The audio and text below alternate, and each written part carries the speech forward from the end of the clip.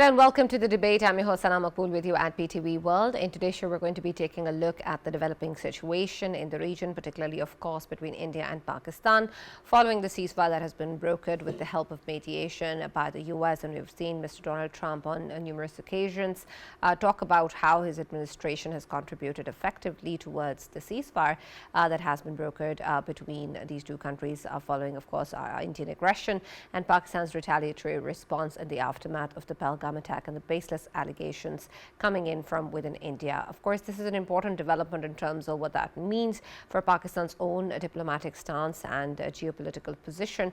At the same time, of course, it is very important to also see what that means for India's relationship with countries like the US as well. We've seen that Mr. Trump has also claimed that India has offered a deal, a trade deal with the US with basically no tariffs, something that we've seen New Delhi actually denying, saying that there hasn't been any finalized agreement as of now. We've also heard reports of Pakistan doing the same, but whether or not that is something that, of course, moving forward will materialize into an actual trade deal, of course, remains to be seen, but the reports are coming in. What really is going to be this relationship dynamic, and how exactly will trade be a good, beneficial outcome of this situation for both India and Pakistan, of course, remains to be seen, and what sort of a trade deal will that even be, with the US, of course, also levying huge taxes on different countries for US goods. So we're going to be taking a look at that, and then, of course, the stance and credibility that has been affected, particularly of India, in the aftermath of the scenario that existed, and then, of course, in the ways that Mr. Trump is also making claims. So that is going to be our focus in the show today. For this and more, as always, in the studios, I've been joined by senior analyst Farrukh Pitafi and Raja Faisal. We've also been joined online by Major General Retired Mr. Zahid. Mahmood, thank you very much, General Sahab, for joining us and being a part of the discussion. And I'll start with you, General Sahab, with reference to what we've seen, of course, from the end of the ceasefire till now. We saw the claims of brokering a ceasefire and, of course, praising his own administration, something we saw the US president do a couple of times. And this, of course, emphasis on moving forward with trading of goods is what he has been speaking about. But in terms of what lies ahead and the kind of relationship that can possibly exist, starting, of course, with India and the US, what do you think about the reports coming in of this trade deal that Mr. Trump is referring to? Thank you very much, Sana, for the invite. I think Trump is using this trade as the lead instrument of policy, of course, coupled with, or rather supported with, the stick and carrot policy for both friends and foes. So trade is, he's a businessman, and he's spoken about trade. Even in his campaign, this was one of the leading policy objectives. And he's trying to, mix up, he's trying to use this instrument for bringing his anti-war, application into the context, especially in Indo-Pakistan context. I think initially he was probably a little, he was watching from outside the ring. But Marco Rubio, he was going through this negotiations, and J.D. Vance was also keeping another option open. I think as far as then they understood that this is a serious conflict, and probably their initial assessment was a little different. But even they had this assessment, but it was a systematic application of their policy. As far as this trade is concerned, I think it's a very bad day for India as far as US-India trade is concerned, because of the President Trump that he's asking the Apple not to invest in India because of their attitude, because of this warmongering, and because of their irresponsible attitude, to be very honest. Because although on the face of it, it is trade, but it is carrying a lot of politics. It's carrying a lot of security aspects. And unfortunately, for bad luck for America, that they have invested on this horse. They prepared this horse for a effective derby, but this horse has disappointed them as far as the challenging of their main competitor in this region is concerned. As far as Pakistan is concerned, of course, America is our lead trade partner. And I think, though the volume is not that big as compared to India, but considering our own requirements and all that, but if Pakistan is presented with this opportunity, we are going to have these talks with them. I think this is the best thing which is going to happen. Pakistan has to create this strategic balance of our relationship with China as well as United States. And I think it's good for Pakistan to have more baskets. So we should not be keeping our eggs in one basket. But of course, because of this environment which has been created because of this 4 days strategic level application, to be very honest, Pakistan must take advantage of this. And I have a feeling that United States is looking at Pakistan and with the some incentives for us through trade, and then of course enhancing our security cooperation. So this is that aspect which we must take advantage of. Absolutely, and that is, of course, really, really important. Farrukh, with reference to what we've seen in the ways that this engagement has existed pre this particular situation and post, what is the difference between the way that the US is looking at India? Right, Sana, thank you very much for the question. I think it is really fortunate that you have started with an economic angle, because there seems to be something very interesting happening. And that is, first of all, today President Trump was speaking at Qatar Air Base, right?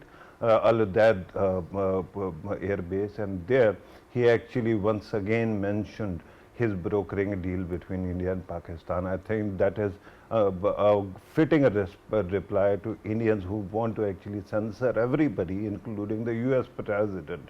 And that attempt seems to have collapsed. That is not all. In this war, Sana, the two things have collapsed. One thing is particularly of interest, will be of interest to you. Throughout, past 20-25 years, because Pakistan was playing a pivotal role in fighting terrorism, and we were very close allies. So India actually did something very interesting. This Pakistan/terror policy was not merely a strategic policy, it was basically a business model of extortion. Every time there would be something of this sort. Remember 2002 when their parliament was attacked, and after that they built up on our borders. Every time this would happen, they would actually come up with this manufactured outrage, and after that repeatedly threaten to attack Pakistan. And then they would actually, in return of restraint, they would actually go ahead with the shakedown of the West, get whatever you want, and then also put down Pakistan as much as possible in public, because Pakistan remains a pariah state and not equivalent to us, then hyphenated with Afghanistan, not with America, not with India. So that continued for quite some time, repeatedly. It happened in Mumbai, it happened later on as well. But then came Narendra Modi. He started doing something even further, and that was that we will keep on pushing the boundary in possessing Pakistan, below the nuclear overhang, and yet we will get all the shakedown as well. This time what they have done is that they have gone bonkers, and they have actually started almost a war. And because of that, and because the kind of beating, Sana, they got, they have been exposed.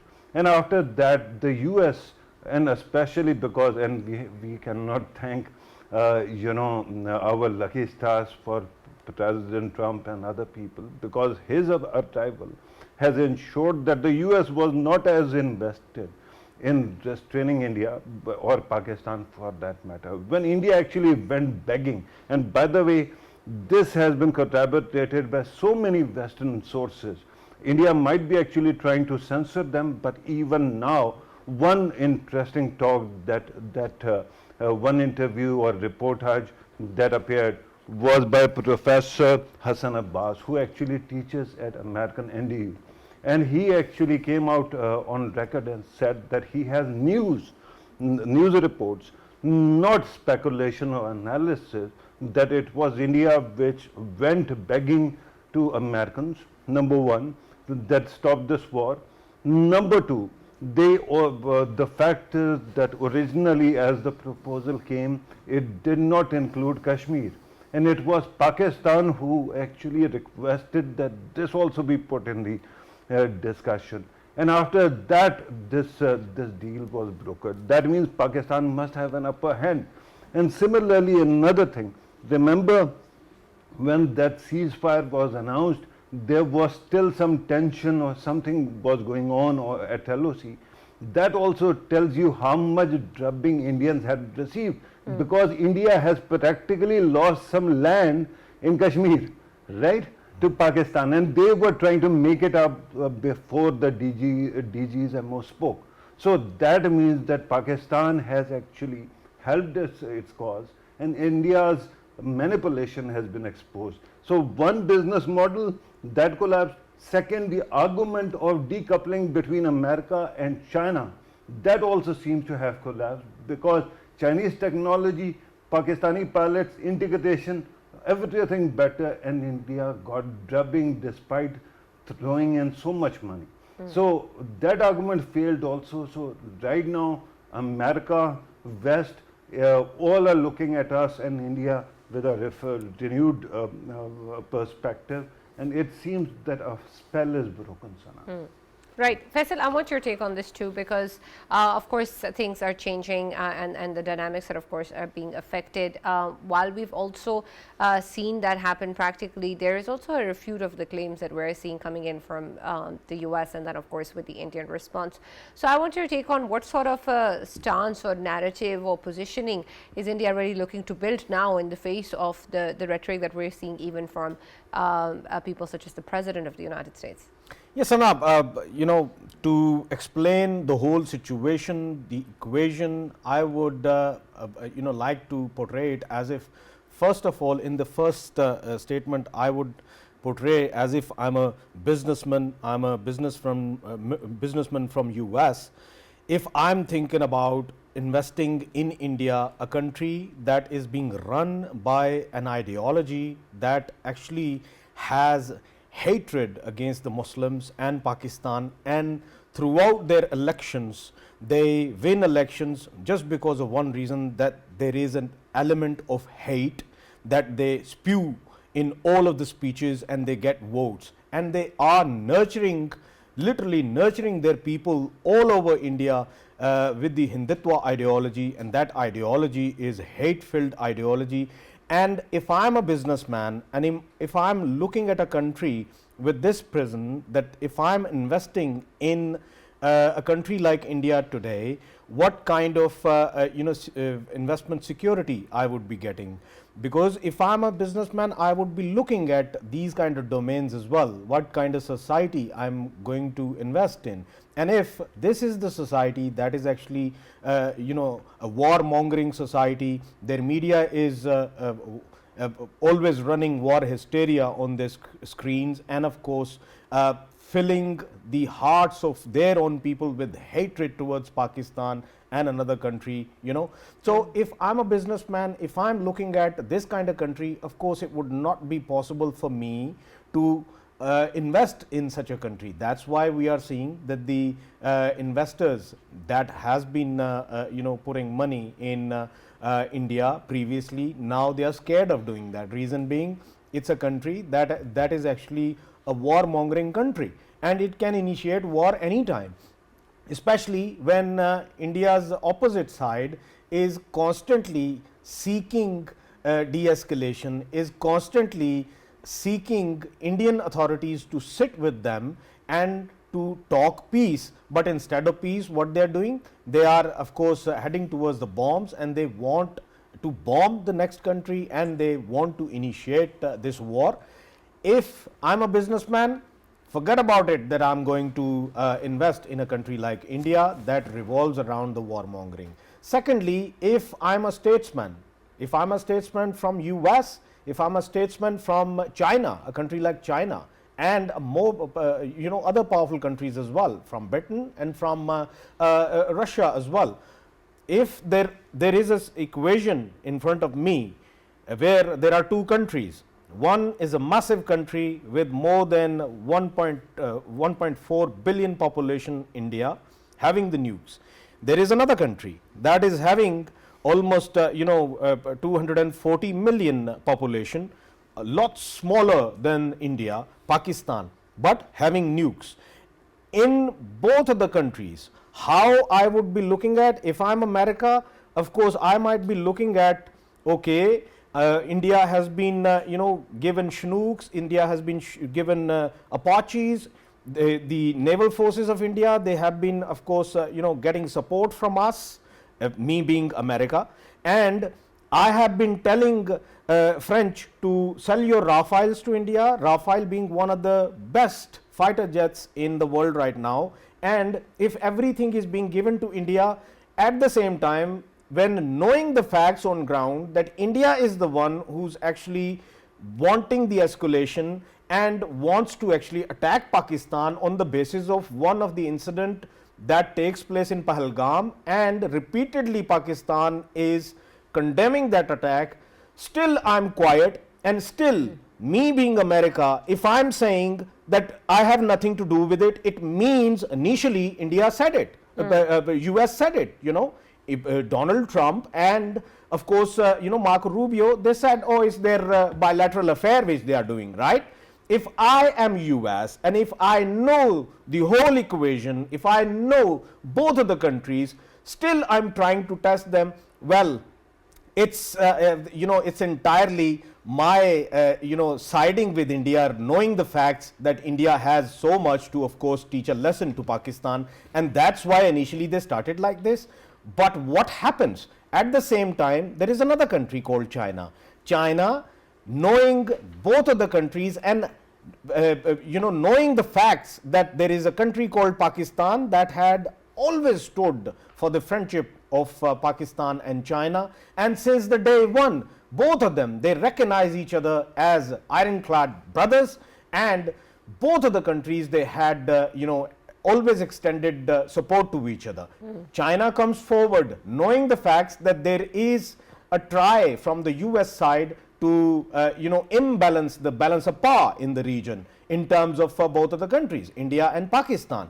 And of course, when Pakistan seeks China's assistance, that's when, of course, we know that Pakistan and China, they are brotherly countries, and they assist, Chinese assist Pakistan with JF-17s. It gets it gets manufactured in Pakistan, and then everything Pakistan requires in terms of defending itself against a menace like India, today's India.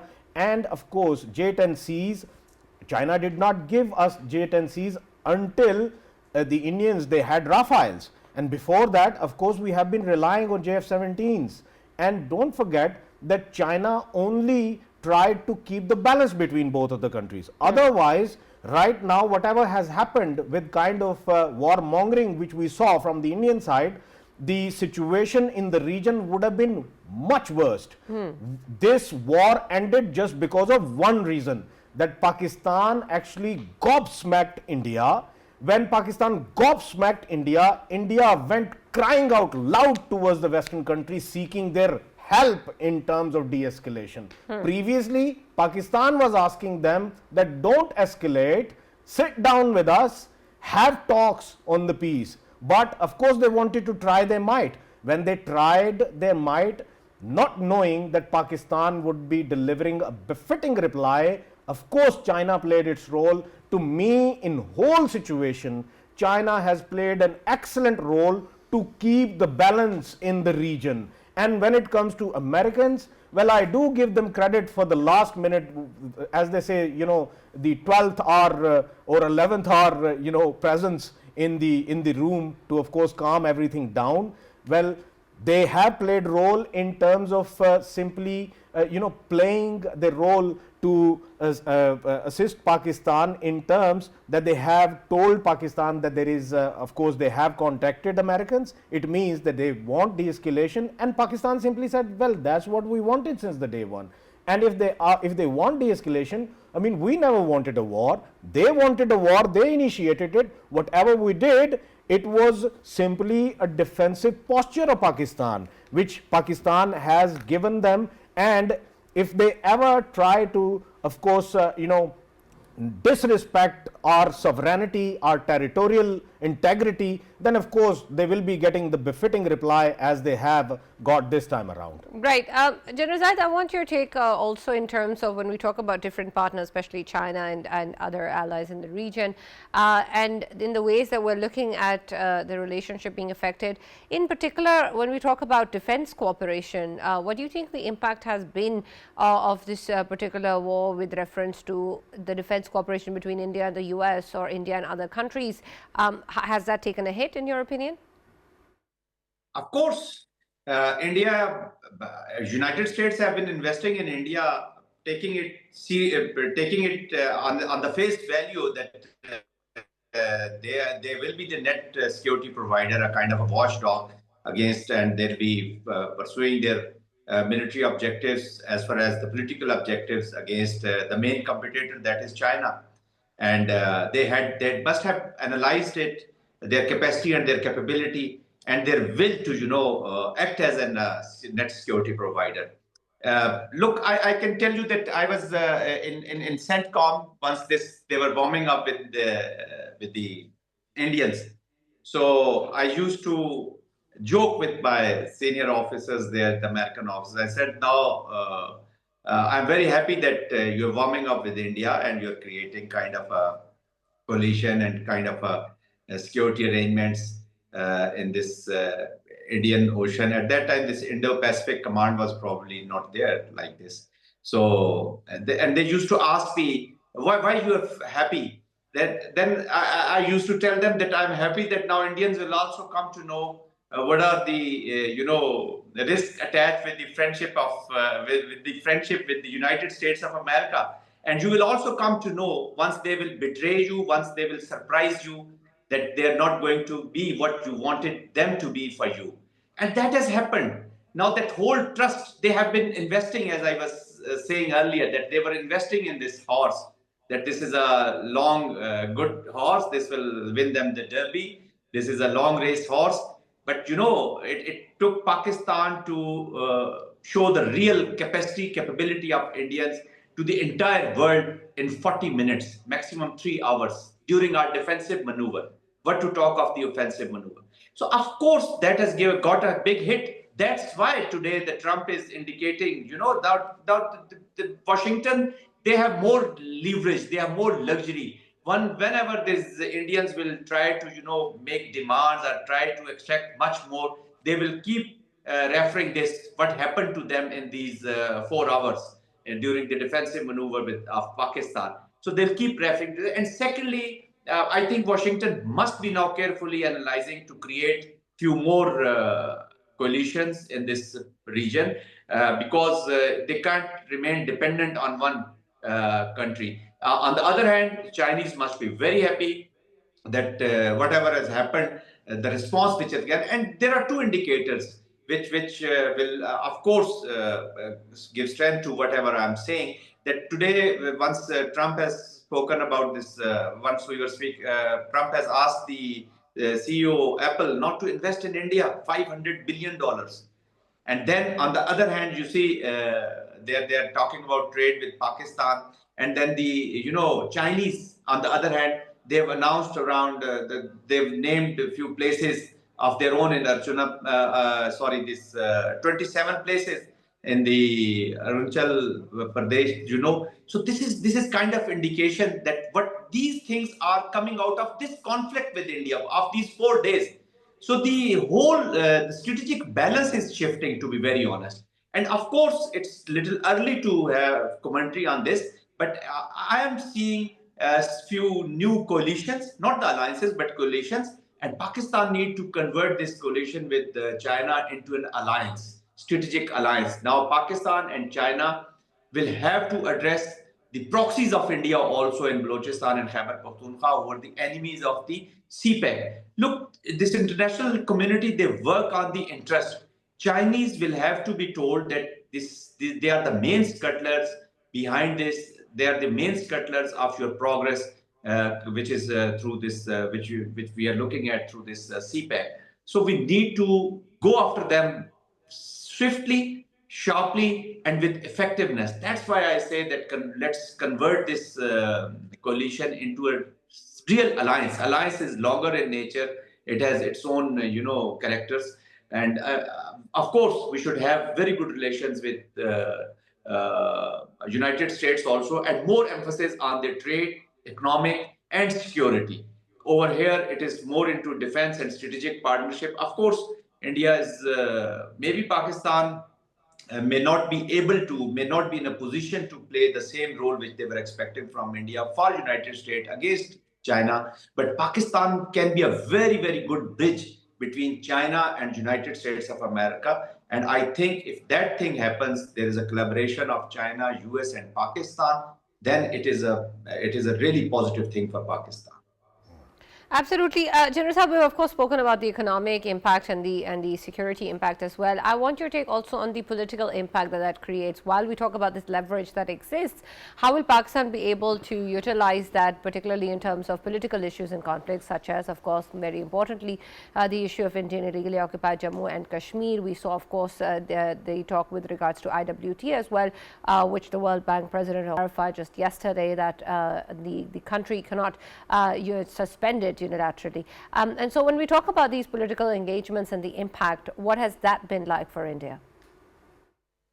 Trump has come out with this slogan of anti-war Trump, and he's pursuing it, and he's feeling good about it, to be very honest. That's why he's boosting everywhere, even if he's at the podium in Saudi Arabia, or he's at in front of the cameras in Qatar, or in aircraft. He's talking about this achievement.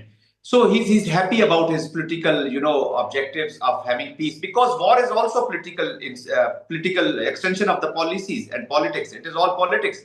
So stopping a war, then once he's engaging, they're engaging with Pakistan. Pakistan is just telling them to address the real issues, the conflict, and the way Trump is doing things. If he has the ability, I mean, he addresses these two major issues of Palestine and Kashmir.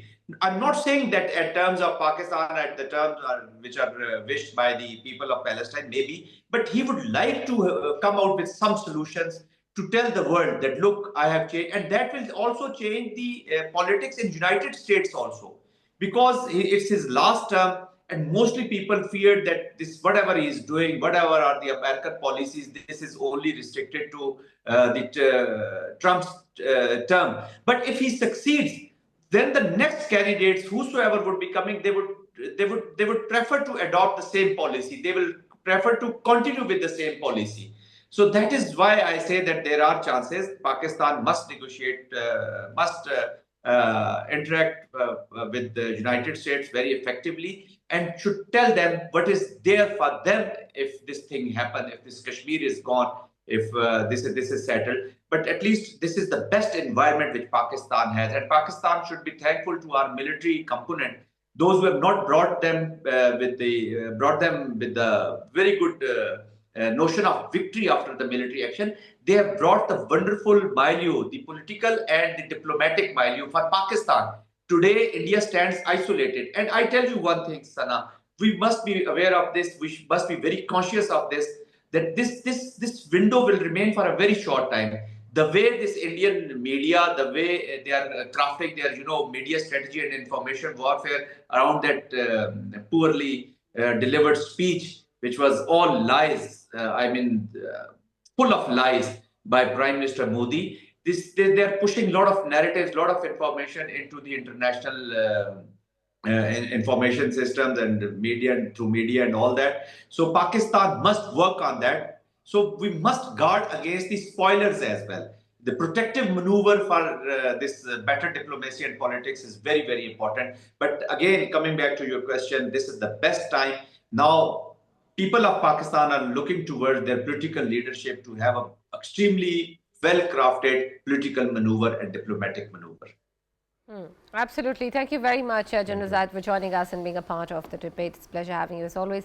Farrukh, with reference to what we know about what Mr. Trump is talking about and the kind of stance that he's pushing forward, is that something that Pakistan also will be able to navigate, and what is it that we need to be cognizant of when we talk about our evolving situation with the US as well? Right, Sana, thank you very much again. This is an excellent question, and I think that we again should be really, really grateful to angels of, those angels who actually decide destiny, because we have this unique moment that we can expand as much as we want. Allow me to actually go back to what General Saab was saying and connect with whatever is being said right now. But before that, just to directly answer your question, one thing about President Trump is that he does not respond well to bullying or blackmail. And this is where two countries seem to have lost him, because they have this humongous bureaucratic and lobbying structure. One is India, one is Israel, and because they actually try to go for manipulating the system, President Trump seems to be disinterested in listening to them. Pakistan has no such infrastructure. We work on face value, and we have already offered a lot of things. We are ready to actually, regarding India and Pakistan's this zero trade offer, the difference lies in the fact that India will always try to deny this or lie about this, right? But Pakistan has no such qualms. We just want to capitalize on this opportunity, and we want to prove to the world how much we have learned from our mistakes, and we want to progress in the right direction. Having said this, Sana, General Saab was talking about Indians learning how America abandons them. I want to actually approach this matter from the other side. America has now also experienced what kind of madhouse we were actually dealing with for so much time, right? And one thing that seems to actually remind me of what has happened, one of my mentors, Professor Stephen Cohen, used to actually say something very interesting. He used to say, late professor, of course, he used to say that, Pakistan before 1971 was actually propped up or given this kind of capacity as a net security provider in West Asia. But when 1971 happens, all of a sudden there's this realization that the country that couldn't save its eastern wing cannot actually go that far beyond its own borders and do much. And that was when this entire concept changed. Although, of course, we then went for Afghan jihad, and that changed a lot of things. But this moment, India has done the same stupidity. And that is this whole argument of China and America essentially need to be in a cold war against each other and decouple has totally collapsed, because America has seen what India can contribute and what China can contribute and what Pakistan can. Whenever you manufacture race cars, what happens then? Usually in race cars, you need two components, a very good car and then very good driver. If you have either of one and the other one isn't that great, things collapse. So what happened was, although what we were using mostly was adapted Chinese technology, but our pilots, our soldiers were also up to it, and they proved that it is the fighter, it is the driver that fights. So the West actually has all of a sudden realized that why were we listening to a bunch of losers who were actually saying that you have to go to this very important power just for the heck of it, right? So with that kind of state of affairs, and because of the centrality of President Trump in redefining the world order, I think that it is great news. And what happens now?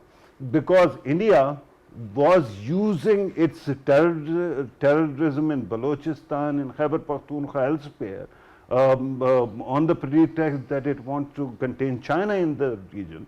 And now China-America relationship is not an issue, and they have actually struck a trade deal. After that, what happens is that all these methods get exposed, and Pakistan is able to pound them into smithereens, all these terrorists. So I hope that happens. Pakistan has the entire way illuminated for itself. I hope that we make good use of it, and I assure you, if we get this kind of atmospherics for 3 constant years, Sana, I assure you that it is not merely in warfare, that we will be able to give India a hard time, but even in economy. Absolutely. And Faisal, I want your take on that because, of course, our relationship with the US is very, very important. It's evolving, but so is our relationship with China, for example. And, of course, a friend that has stood with us in the worst of times and even just now with the conflict with India.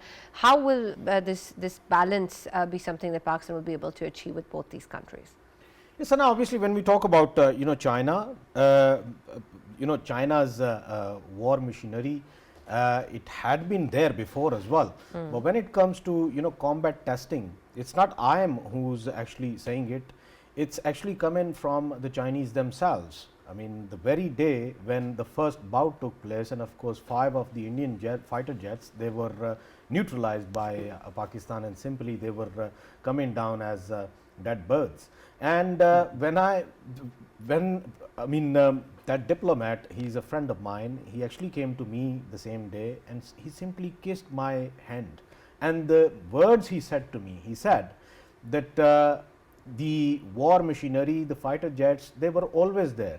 But the confidence which world requires, it wasn't there. The only thing behind it was that they were not combat tested. And today they have been combat tested by Pakistan, and that combat testing was 100% professionals and 100% accurate. And this is the kind of trust that China has garnered in terms of course, its war economy. In future, of course, in coming days, I mean, right now they have started getting all of the orders for J-10Cs, and Pakistan is getting orders for JF-17s. And training requests as well. And the training requests as well from Pakistani, all over the world. Pakistani pilots would be, of course, training, Pakistan Air Force would be training. And there is another thing which he told me yesterday, and that is that J-10Cs, whoever is buying J-10Cs, with the contract, they are of course giving another offer, and that is that we can arrange the trainings from PAF for you for J-10Cs as well. So this is the kind of impact this war had on China, and the China's products, they have garnered more trust in the world. And now, of course, everyone used to say that the Western, war industry and the weapon industry is the ultimate weapon industry in the world.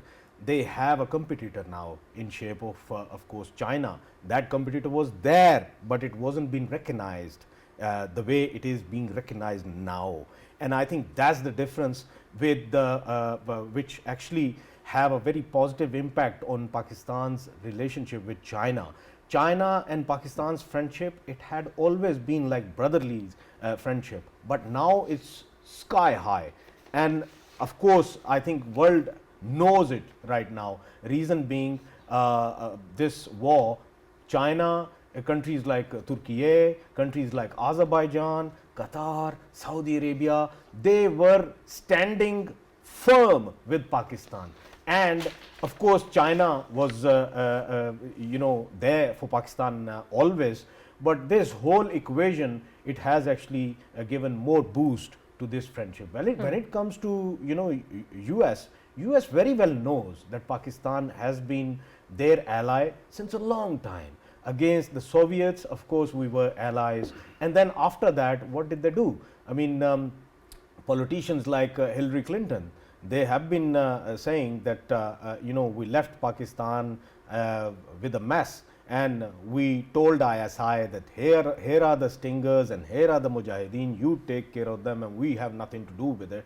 They left, first time they left like this, and they left Pakistan in a mess. Second time when they were fighting against the terrorism, of course that war initially was not our war. But of course, when it became that they started targeting Pakistan, then of course it became Pakistan's war. And Pakistan is still fighting against that menace. And who's investing now in that terrorism? Of course, India. India is investing. And not only US never, after leaving Afghanistan in a mess once more, never looked back. throughout during Obama tenure, the only thing we kept on hearing was do more, do more. Right. You know, this kind of attitude they had towards Pakistan. We were their allies. We were their allies, and once you are an ally of some country, then you behave yourself. And of course, when it comes to, you know, they left the region while they were evacuating Afghanistan. Pakistan was the country that was actually making sure that the evacuation is safe enough for the US troops. And US troops, they acknowledge it, that with the help of Pakistan, it was, you know, it became safer for them to, of course, leave. Otherwise, the situation was so volatile at that time. Right. And now, what they left, and of course, rather than you know, assisting Pakistan, they started creating a monster in the region for Pakistan. And that monster is not a monster now; it's just a puppy. It's just a puppy now, Puppies and are it's beautiful. gone. It's gone now. Yeah, let's not.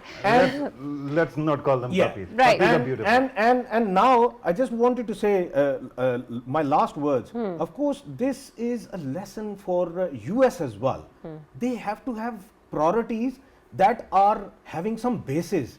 I mean, the priorities that have no basis at all, and it has an element of odd intentions, that would never work. Of course, when it comes to Pakistan, if Pakistan has been your ally for such a long, decades and decades long, then there should have been some kind of compassion from the US as well. It's like you know, if you have an ally, a long-standing friend with you, you simply don't ignore it. You simply don't ignore him. Absolutely. And this time around, when Pakistan again and again was giving dossiers to you about robbing involved in investing in terrorism in Pakistan, you ignored it. You ignored it. Now still you have the time. Still, US has the time. Take them dossiers which Pakistan has been extending to the world, take them seriously. Now you yourself are acknowledging that India is of course exporting terrorism to even the Western countries, and they have the examples. Whatever was going on against the Khalistan movement leaders, they were using, Raw was actually hiring people to hiring hitmen to kill them. Absolutely. And this in this whole equation, I mean, Pakistan has been giving you dossiers, America do anything, and now is the time for US. Of course, we can sit with US always, and they have to do something about them dossiers. Absolutely. Farrukh, you wanted to ask something very Yeah, quickly. very quickly, Sana, I just wanted to make an appeal to the authorities in Pakistan regarding a couple of things. One, regarding the US President and you know, Secretary of State, NSA, and the Vice President, Pakistan has a highest civilian award called Nishan-e Pakistan. Please announce this in their honor, because they have really contributed a lot, including other people that might have actually produced some results or contributed. But then whenever we want to go for new missiles, I have three names for you, right? Okay. One is Gao, after Professor Victor Gao, who has been splendid. He was his own delivery mechanism, amazing one. Then Aurangzeb, and finally Hafiz. After Hafiz Shirazi and our army chief, I hope we get those missiles also, because they are going to trigger Indians a lot. Absolutely. Thank you, Farrukh. Thank you, Faisal, for joining us in the debate as always. That's all that we have time for. We'll now see you tomorrow.